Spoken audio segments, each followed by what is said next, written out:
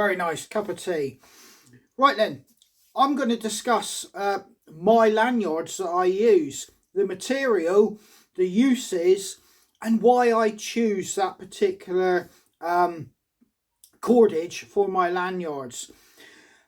Everybody who makes hiking sticks has their own version or thinking about lanyards, whether it be leather, natural cordage, man-made cordage, the varying different types. I've even seen small gauge chain used. It's wide open to the crafter and how they want to produce their stick and what feels comfortable for them.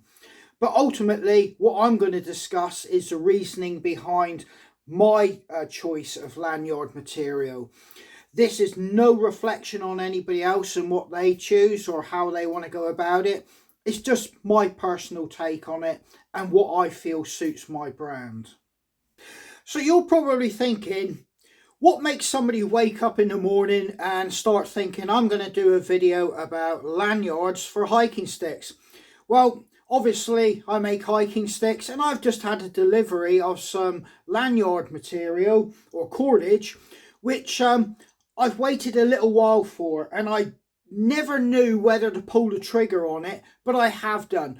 The reasoning behind it is I'm a very small cottage industry, so I choose my materials accordingly to what customers are buying, rather than holding a stock of stuff that I might use every whipping trip, or, you know, possibly once and probably never see it used again, and I'm left with a stockpile. So I've always got to be a little bit careful because I don't have the capacity to absorb losses on materials that aren't going to get used.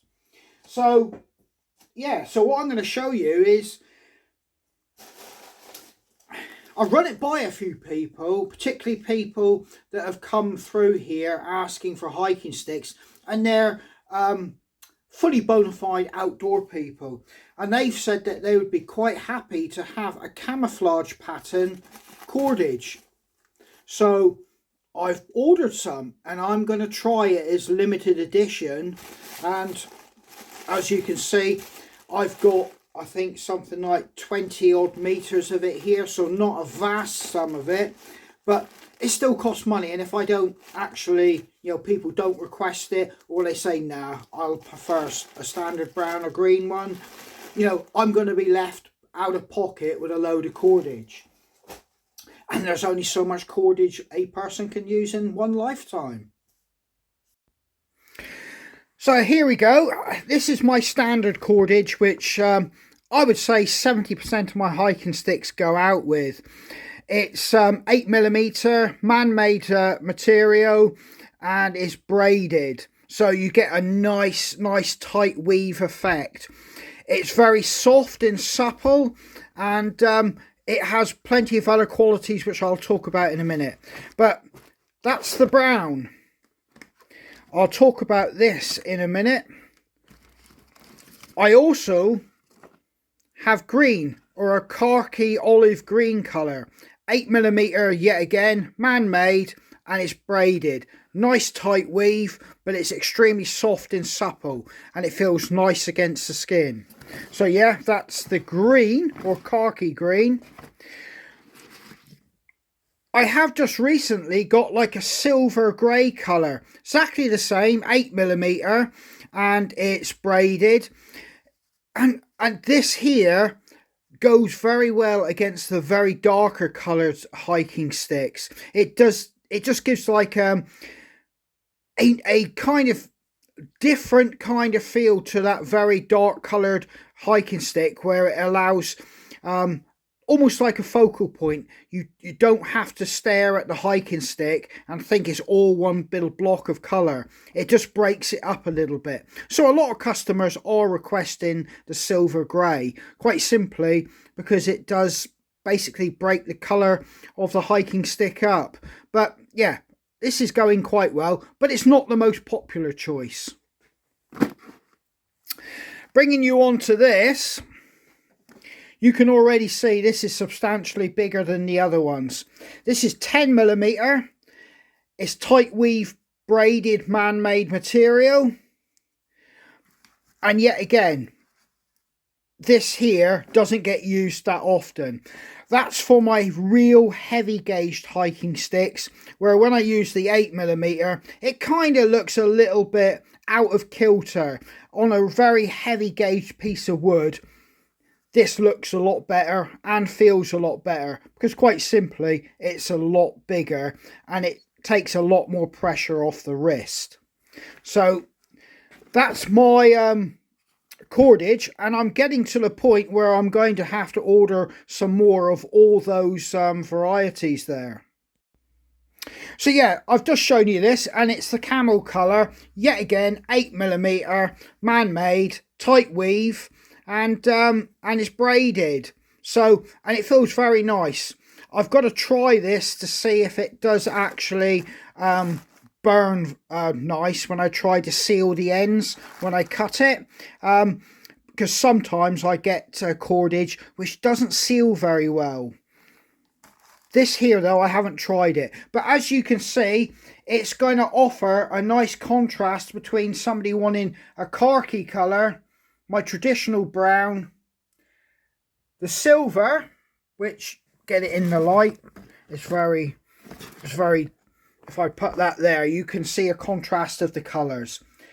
That's quite good. If I put that there, you can see what I've got now. Traditional brown, the light grey silver, khaki green, and the camo colour. So I don't use leather because quite simply I've found, and you've got to bear in mind I'm here in the UK, and wet weather is the predominant feature for here, particularly in winter. My kit's going to be wet. I use my hiking stick not only to just get into locations, as you will see by a photo in a minute, I use it in all manner of my outdoor activities, and I've even used it, as you will see, as supports to my tarps, with the lanyard being used to create a tight bond. Yeah, leather tends to soak water in, so when it soaks water in and then it dries and soaks water in and dries, it can become stiff, it can bite in. I know you can get various different grades of leather and you can treat it, but that brings you back to the point of maintenance. And the material I'm talking about and I use, there is no maintenance thereafter. You know, you just use it and it won't fail or let you down. On top of that, when you get to natural fibres, I found natural fibres, once they soak water in, natural fibres can, you know, on occasion, depending on what type of natural fibre, it can come heavy through soaking in water, and it can lose some of the weave when you're using it. And not only just lose some of the weave, it can be very uncomfortable on the wrist. That's just my personal opinion, and it's probably just the varieties I've tried. There's probably a raft I haven't explored, and I'm sure there's people that will be able to tell me they've, you know, found through their research and experimentation options that I've not considered yet. As for material, because you can actually make material lanyards and, like I said, chains or anything like that, I've not explored those because they just do not float my boat and don't sit with my brand. So that's why I use the material that I do, quite simply through my own experimentation and use.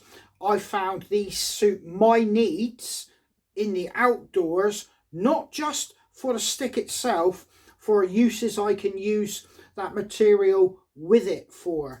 And on top of that, I also understand that I can use that cordage for other aspects of being outdoors. I've just done some photographs of this and put this hiking stick online. It's a nice lightweight model. It's got a bumblebee on it, if you can see that I've wood burned into it. Nice hiking stick, and it's a nice colours. But in any case, we're not here to talk about this stick. This is a silver grey lanyard, and I've put it on this one just to demonstrate because this has got like a dark chocolate colour with dark browns, this just kind of breaks up the colour scheme of it, and it adds a little bit more interest to the eye when you look at the hiking stick. If I put my brown one on, the brown one would be absorbed into the stick and it wouldn't offer a nice aesthetic look to the stick. The silver one kind of just tops off the colour, as you can see. But anyway, I'm going to talk about this lanyard and why, like I said, I put it in this configuration and length that I've selected, as I have done here. Quite simply, I can use it like that, hand straight through and holding like that, and then use it like this, and it doesn't bite in on the bottom of the wrist or over the top. It's 8mm thick, so it takes a lot of weight off your wrist, and it doesn't bite in, and it's very soft and supple even when it does get wet. On top of that, I can, if I want to lock my arm, you can give it a twist and then hold it like that. It brings it further across the wrist, and as you can see, that if that was natural cordage which was biting in, or leather that had been well used, it could bite in and become uncomfortable. This never changes, it stays the same. And like I said, I've twisted it so the lanyard is twisted up against the hiking stick, and I'm locked in, and off you go. You are really locked into that. It's almost like having a seatbelt on your hand. You are locked in. There is another one that you can do. You can put it over like that. You can pull through like that, and you can stick your hand through, and then this here can be locked it like that. So you've got it like that. So you've got 3 methods to use the lanyard to give you whatever feels comfortable. And when you're out hiking long distance, you'll probably vary yourself between the 3, quite simply because you don't want to overload or stress any part of your hand or wrist. But yeah, that demonstrates the 3 methods that this lanyard can be used as I fit them to my hiking sticks. And as a manufacturer, once I've cut the length that I desire, it will seal readily. Like I said, some brands or manufacturers are better than others. I don't want to breathe that in because naturally it's a man-made thing. It's going to be toxic. But as you can see, it's sealed quite nicely, and on both ends, that's not going to unravel. Yet, I did mention for bushcraft, if you're out and say you got a pile, you want to light a fire, you don't have much kindling and things like that, just cut a little bit off your lanyard, or take the lanyard off, put this going,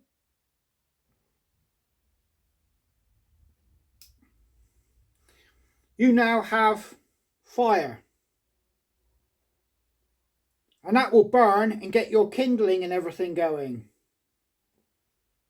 Oh.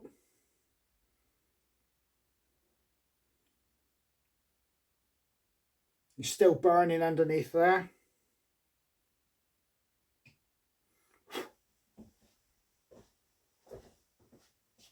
Like I said, don't breathe in any of that smoke.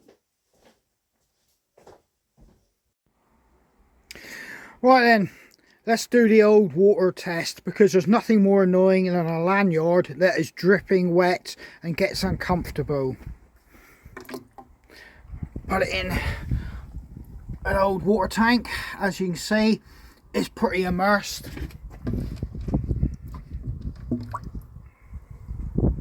Right, let's get that out. Right, let's get it out. Right, you can see it hasn't swollen up like some leather or natural fibres. They sometimes swell when they take on board water and moisture. That hasn't. Now, if you tip it up like that and pull it, you will see water literally dripping out of it.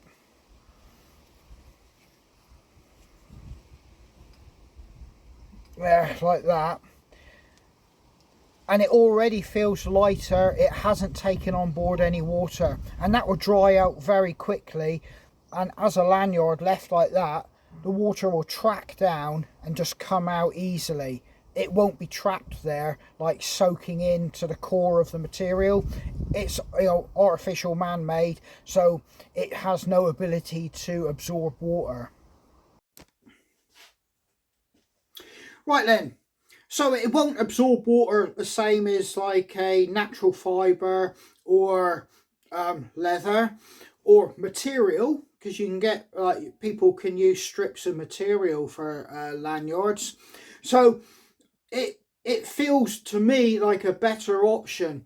And I'll put a picture of a wild camp where you can see my hiking stick in the right hand side of the picture being used, where I've used the lanyard to tie into a corner of a tarp, and it's got a bungee strap coming out as well to make it taut. But yet again, that demonstrates the versatility not only of my hiking stick, but me being able to undo that knot quickly, thread it through an eyelet in the tarp, tie it up. So I've also got the support of my hiking stick and the actual lanyard now locking the tarp into my hiking stick. And like I say, it provides me with a lot of versatility when I'm out in the outdoors. So for me, the lanyard material I'm using, and in the gauges, the 10mm, which I haven't touched on very much, you know, really is for my bigger gauged hiking sticks. If you've got a 6'3" gentleman and he's got a substantial piece of wood, I do believe the 10mm, even though I've only got it in the khaki green colour because I don't use it that much, does offer the gentleman a chance to have a slightly oversized lanyard, which kind of offsets the length and girth of the wood itself. So I do have, and I have put a little bit of thought into the process of my lanyards. It's not just grabbing a piece of material or rope or cordage out of a waste bin and tying it through and making a knot. The camo, like I said, that's a very, you know, useful addition for me now. I'll use that, like I said, in limited edition models and if the customer requests it, but it's not going to be part or form part of my basic range. The brown, the silver and the khaki green are my colours of choice, and the customers ultimately their colour of choice they ask me. Occasionally I've been asked for pink, orange, purple, but for me to stock them, as I've already said, I would probably use it once or twice a year, because quite honestly, people want something that represents the outdoors colour wise, and I think I've pretty much covered all my bases there. So yeah, thanks for coming along. I hope you enjoyed a little bit of a chat about lanyards. Not the most riveting subject, I grant you, where or if you're into hiking stick making, but it is something that you will consider, and it's something I've considered, as you can see, and I've chosen a material and it suits my style of hiking stick, and it allows me to use it in a multitude of other functions if needed. So take care, stay safe, and I hope to catch you guys out on the trail.